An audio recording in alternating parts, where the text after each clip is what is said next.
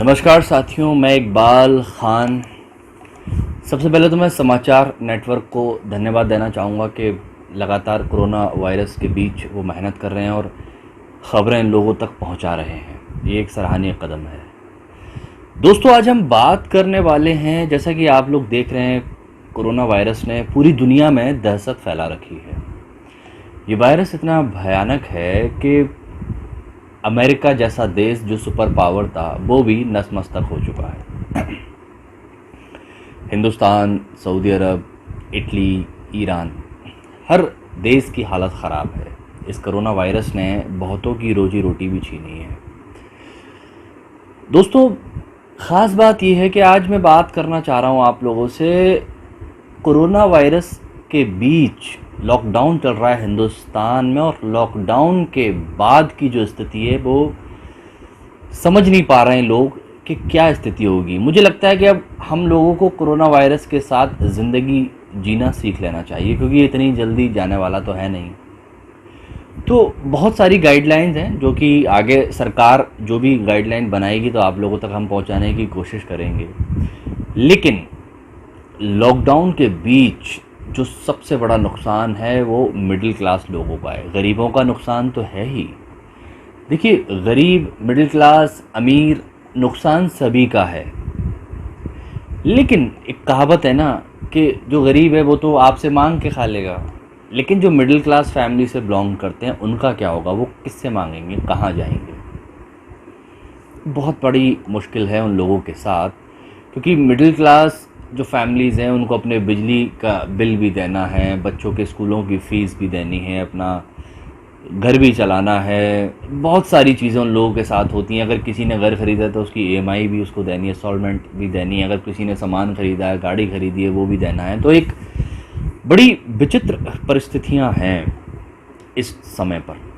तो दोस्तों, इस समय हम लोग एकजुट होकर सरकार की गाइडलाइन का पालन कर कर ही इस कोरोना वायरस से जंग जीत सकते हैं। ये बड़ा ही संवेदनशील मुद्दा है। इस टाइम पर मैं जिस मुद्दे में बात करने जा रहा हूँ वो यही मुद्दा है जो मैं आपको बताने की कोशिश कर रहा हूँ कि मिडिल क्लास जो लोग हैं उनको घबराने की ज़रूरत नहीं है, डिप्रेशन में आने की ज़रूरत नहीं है, क्योंकि मैं जानता हूँ सबसे ज़्यादा मिडिल क्लास फैमिली के लोग इस समय डिप्रेशन का शिकार हो रहे हैं, क्योंकि उनको लग रहा है कि आगे का रास्ता कुछ नज़र नहीं आ रहा है। जो जिन लोगों की नौकरियां हैं उनको ये दिक्कत है कि हमारी नौकरी रहेगी या नहीं रहेगी।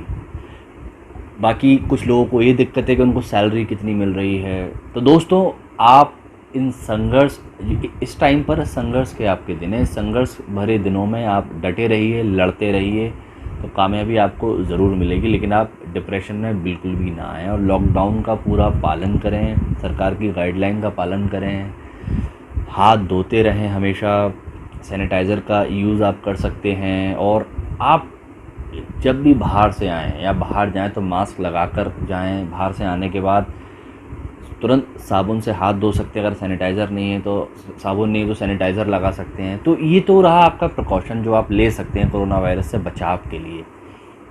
अब जो दिक्कतें हैं वो ये हैं कि मिडिल क्लास लोग क्या करें। तो मेरी उन लोगों से गुजारिश है जो लोग सक्षम हैं लोगों की मदद करने के लिए, आप लोग अब मिडिल क्लास की मदद करने के लिए आगे आइए। क्योंकि जहाँ तक मैं समझता हूँ, मेरे पास काफ़ी फ़ोन कॉल ऐसे आते हैं जो मिडिल क्लास लोग हैं जो बताना नहीं चाहते।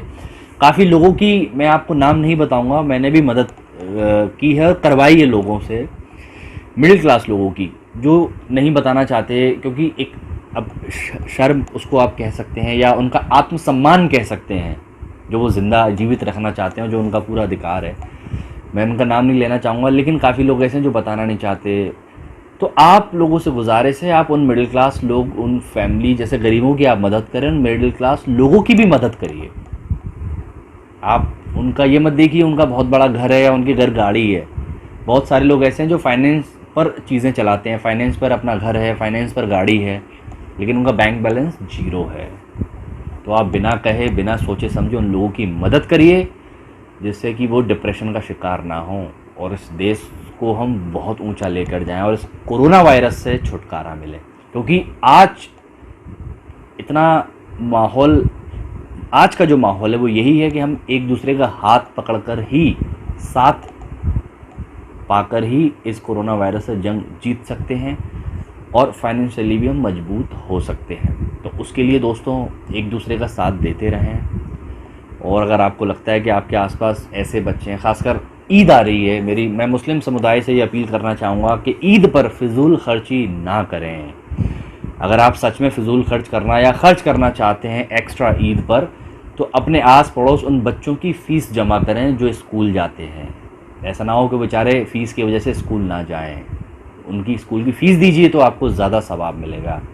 मेरी मुस्लिम समुदाय के लोगों से अपील है, अगर रमज़ान चल रहे हैं, उनके यहाँ अफ्तारी के पैसे नहीं है, अफ्तारी नहीं तो आप दें। आप लोगों से मेरी अपील है, क्योंकि जब तक आप साथ नहीं देंगे तब तक ये चीज़ें दुरुस्त नहीं हो सकती। और हाँ, एक बात जो बहुत ही इम्पॉर्टेंट है, मदद करते वक्त आप किसी की जाति और धर्म ना देखें, आप सिर्फ इंसान देखें, इंसानियत देखें। हर धर्म में इंसानियत ही सबसे बड़ी चीज़ बताई जाती है। दोस्तों, बस इसी के साथ मैं अपनी बात ख़त्म करता हूँ और उम्मीद करता हूँ कि जो भी मैंने आप लोगों से कहा है आपके समझ में आया होगा। तो आप उसको फॉलो करिए, लॉकडाउन का पूरी तरह से पालन करिए और जो भी भारत सरकार ने गाइडलाइन दी है उसका पालन करिए। आयुष मंत्रालय की तरफ से इम्यूनिटी बढ़ाने के लिए जो चीज़ बताई गई हैं, जनरली चीज़ आप अपने घर में खाते ही हैं, वो सब अपनी इम्यूनिटी स्ट्रॉन्ग रखिए। ऐसी चीज़ें का प्रयोग करिए जिससे आपकी इम्यूनिटी स्ट्रॉन्ग हो। और दोस्तों, लोगों की मदद करते रहिए, यही मदद है जो आपको ज़िंदगी में आगे लेकर जाएगी। नमस्कार।